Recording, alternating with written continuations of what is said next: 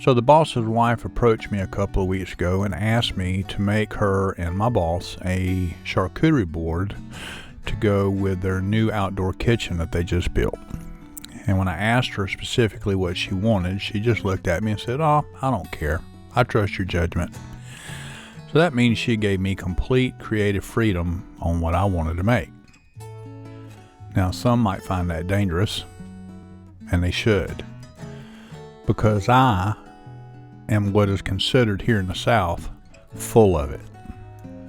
So if she has any complaints afterwards about how this board turned out, well, she kind of did it to herself.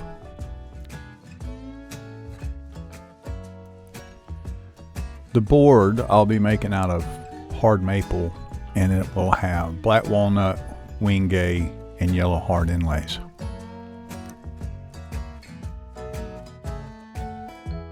Now it's worth mentioning I get lots of emails from folks asking me how I do my inlays. They ask me about my settings. They ask me several different questions because they're either just starting out with inlays or they've tried them in the past and failed, and I do my very best to help.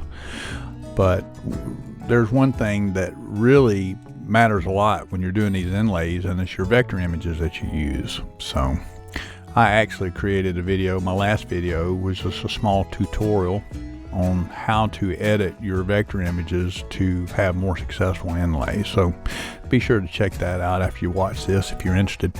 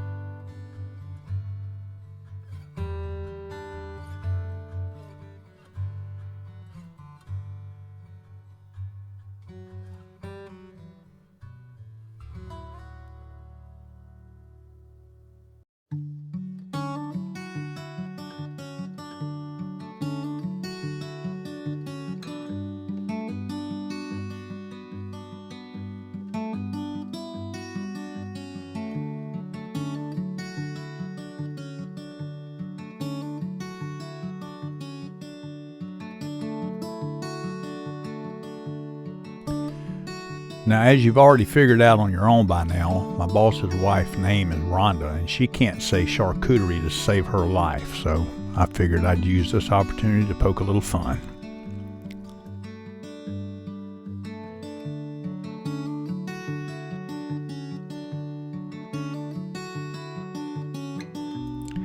And poor old Jeremy has forgotten his anniversary date so many times that it's gotten him in the doghouse to the point where the dog was going to start charging him rent. So I figured I'd help her brother out and giving him a little bit of visual reminder.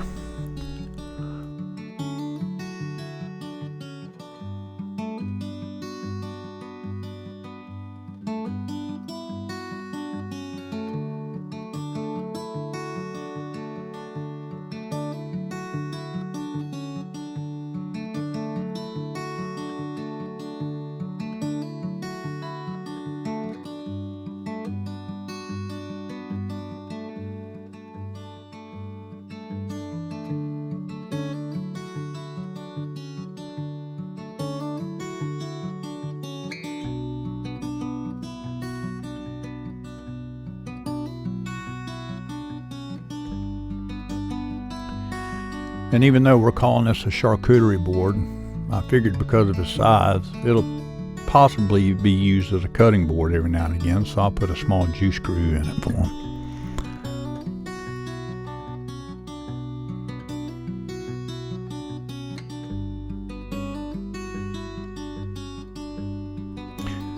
And I cut pockets on the bottom of it on each side to give a spot where their fingers could slide into to pick it up. And I like to put a chamfer on the bottom of the board, just my little signature touch. And I usually do it on the table saw, but I wanted to give this 90-degree V-bit a try to try that chamfer, but I didn't like it because it caused some tear out that I'm not happy with, but it's not too bad. You'll see what I'm talking about in just a second.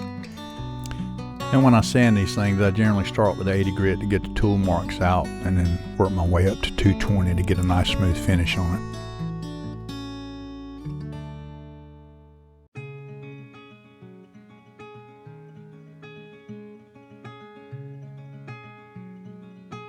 And then finally, to seal it, I just use good old-fashioned mineral oil.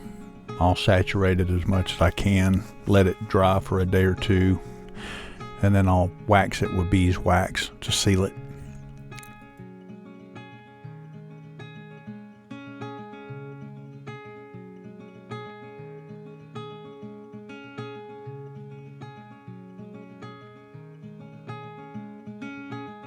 And here's some of the tear out I mentioned earlier on the corner here.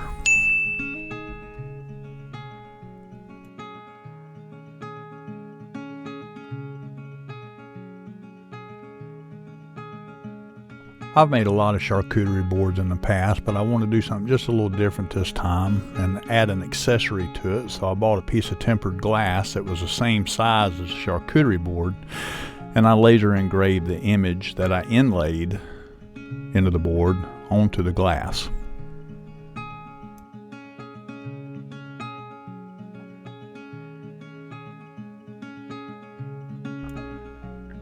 So there you have it, my take on a charcuterie board, or I guess in this case a shark coochie board. I think they'll enjoy it, they'll like it.